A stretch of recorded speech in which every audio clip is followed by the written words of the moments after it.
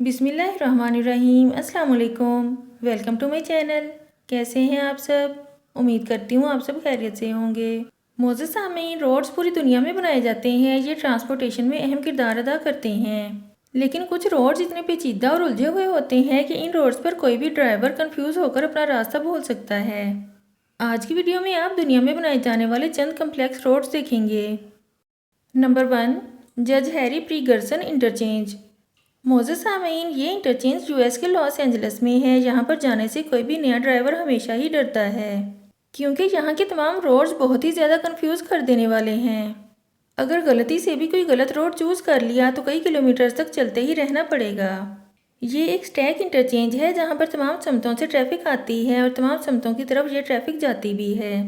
Traffic ज़्यादा होने की वजह से लॉस एंजल्स का ये इंटरचेंज सबसे ज़्यादा बिजी रहता है। ये इंटरचेंज कैलिफोर्निया की तरफ से बनाया गया अब तक का सबसे बड़ा, सबसे लंबा और सबसे महंगा ट्रैफिक स्ट्रक्चर है। इस इंटरचेंज को मूवीज़ में भी दिखाया जा चुका है। Number 2, Marquette interchange. मोअज़्ज़ज़ सामीन, ये इंटरचेंज यूएस के मिल्वॉकी में है, जिसे 1956 में एक सिंपल रोड की तरह बनाया गया था।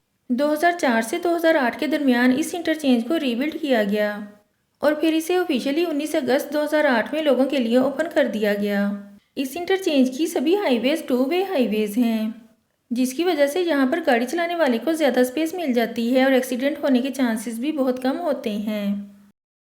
Number 3, Sagamihara highway tunnel interchange.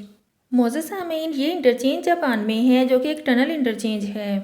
यहाँ पर आपको जितने भी रोड्स दिखाई दे रहे हैं वो सारे रोड्स टनल से निकल कर आते हैं और टनल में ही चले जाते हैं।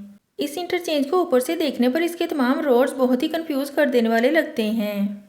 ये तमाम रोड्स मकड़ी के जाले की तरह उलझे हुए हैं। आज की वीडियो में इतना ही। नेक्स्ट वीडियो तक के लिए अल्लाह हाफिज़।